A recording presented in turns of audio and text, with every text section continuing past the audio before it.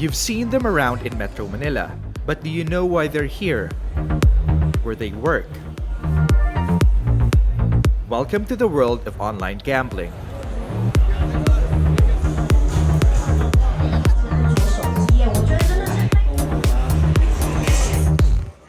Online gambling companies are betting big on the Philippines to bring them lots of cash and lots of luck.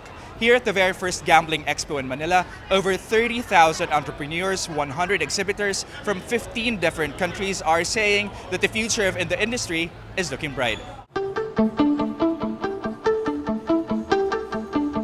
POGOs, or Philippine Offshore Gaming Operators, are companies that allow foreigners, mostly Chinese, to gamble on a computer or a smartphone. Think of a slot machine or a roulette in the palm of your hands.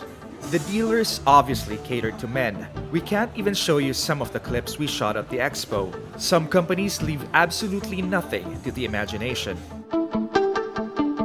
POGOs are perfectly legal here in the Philippines and are regulated by the Philippine Amusement and Gaming Corporation, or PAGCOR, but it is not legal in China, where most of the gamblers are.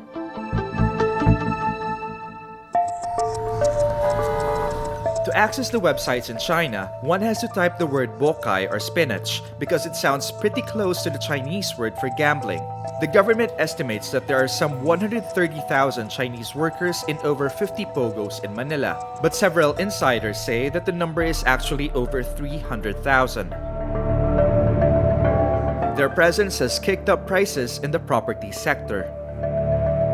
The POGOs have significantly impacted the real estate pricing, especially if you look at districts in Metro Manila, specifically the Bay Area, Makati, and Alabang.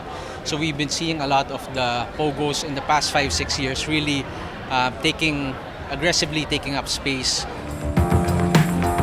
There's no concrete proof, despite popular belief, that Chinese workers are taking jobs away from Filipinos. Insiders also point out that, on the contrary, POGOs provide jobs to locals.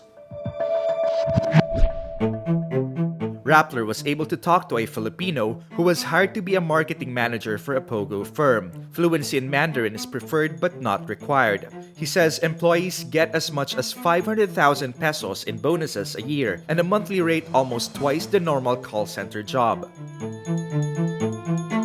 POGOs also help PAGCOR's revenues. In 2018, PAGCOR raked in 68 billion pesos, and it's estimated to earn around 80 billion pesos in 2019. The government is also keen to collect as much as 32 billion pesos in taxes from POGO workers. That's a lot of cash. My salute to Andrea Domingo.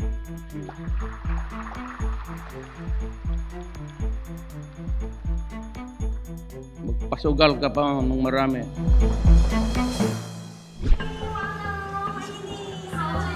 But locals complain of the rude behavior of some Chinese. Even the government's economic team is flagging them for tax evasion.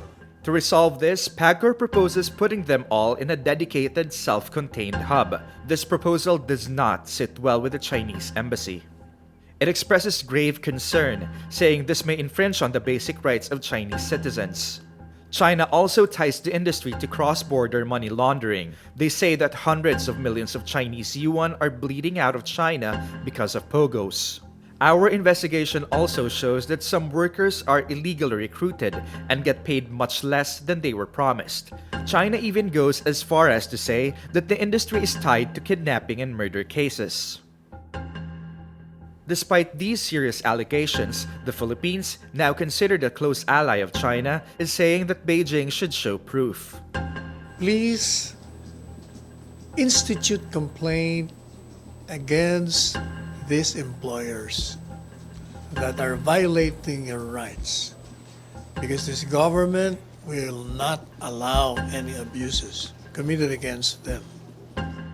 Online gambling is expected to bring in billions of pesos for the Philippine government, but its social impact, as well as its effects on the property prices, are something that Filipinos need to observe in the coming years. The cash from POGOs comes with both perks and risks, including its potential for money laundering. Will businesses associated with gambling and its sins be good for the Philippine economy in the long run? Ralph Rivas, Rappler, Manila.